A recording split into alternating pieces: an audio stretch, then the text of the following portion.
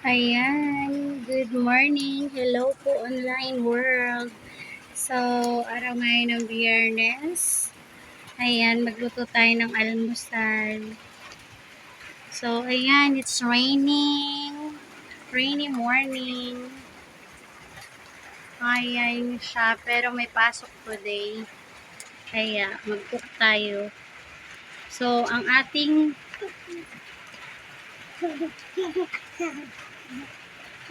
niluluto ay dried fish. Excuse me. Turn around mo. So, dahil wala tayong gas, saka kahoy tayo mag-cook. So, ayan, ang ating dried fish. Baliktarin pa natin ng isa pang beses para crispy at crunchy.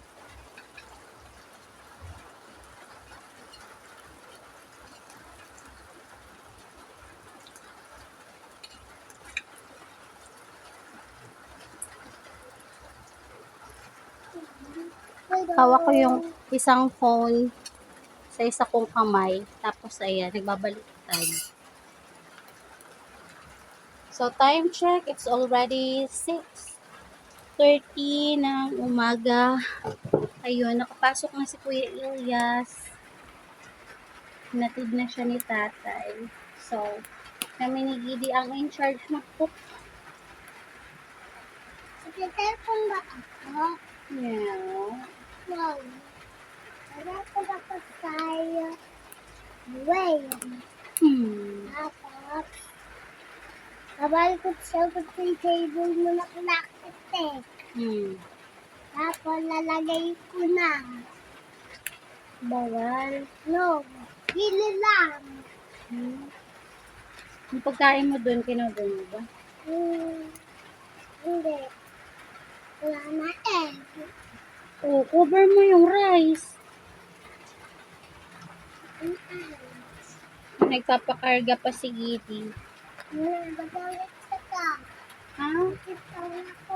Bakit ako aalis? Ito. Ako nagkukwak. Because? Ito ako. Are you sure? Yes. But this is my chair. You get your own chair. This is mine. What daddy mo? You don't need it chair. What? You don't need it chair. You- Look at green chair. Oh, get me yung green chair. And let's exchange. Look at green chair. Oh, where is the green chair? Did Tatay sell it to the junk shop? No. Just looking for it. All day, single day. So, ayan. Cook na ito. Ano na natin? Lagay na natin sa lalagyanan para okay. Alright. Ganun. So. Yan. Para-paraan tayong video while cooking and putting here because kailangan natin may upload araw-araw para meron daw tayong earnings. So, there you go. Tapos, meron tayong leftover kagabi na chicken feet. So, Magbili tayo chicken balado rin. initin natin yung chicken feet. Oh, there you go. Ayan yung ating breakfast. Tapos, let's get the pan. Because, magkukuk pa tayo ng Mamaya. Re-reheat na lang natin siya. Mamaya, bili tayo blado bread. So, ito siya. Tada! Chicken feet. Yan yung ulam namin kagabi sa hapunan. So, pwede pa siya. Kaya, ayun. Initin natin. Para ulam ulit ngayon. So, dito na lang ako sit down. Because, You look like a race car. watch natin na ma-boiled yung sabaw. Yung soup. So, ayun. Dahil marami pa yung rice, hindi muna tayo magsasaing. Kasi yung rice, pag malamig na siya, matigas. Hindi siya masarap kainin. Ayun. Nagreklamo yung kiddos na ouchie daw yung gums nila pag kinakain yung rice kasi nga hard. Pero pag bagong saing siya, soft. Ayun. Masarap siyang kainin pag bagong saing lang. Pero pag ano na, bahaw na yung kanin or matagal na, halimbawa, nagsaing ka kagabi tapos meron kang natira sa umaga, ano siya, matigas. So, dahil may sabaw naman, lalambot din yun.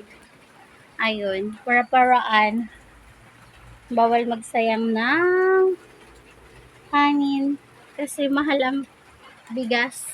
Ayun, at maraming salamat po sa sponsor ng bigas kasi, ayun, hindi na natin bibilhin yung bigas dahil nga binigyan tayo ng bigas. So, good for 1 month na yung bigas natin. Hindi na bibilhin. Ayun. Dahil ngayon nga ay, ayan, maulan. Ang ulan-ulan na kasi nga ito yung season na tag-ulan na talaga. So, mahirap maghanap buhay.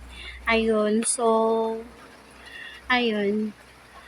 Pag hindi tayo nakapaghanap buhay, so wala tayong pambili ng pagkain, yun yung pangunahing pangailangan.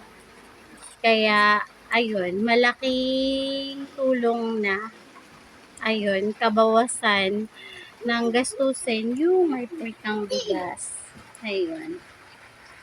So, ayun, na-share ko lang. Dati kasi, hindi ko iniisip yung mga ganun.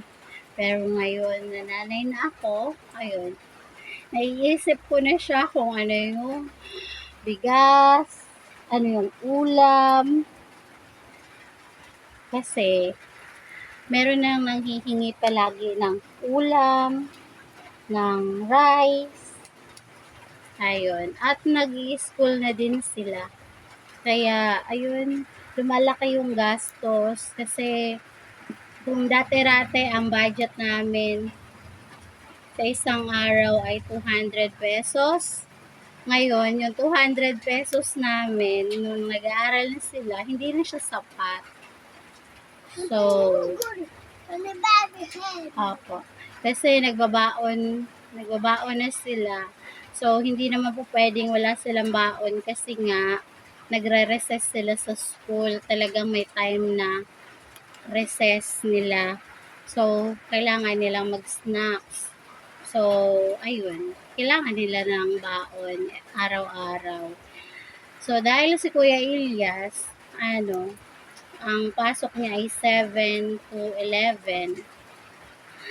Ayun, nagre-request pa siya na may baon din siyang rice kasi yung mga classmate niya daw may baon din na rice.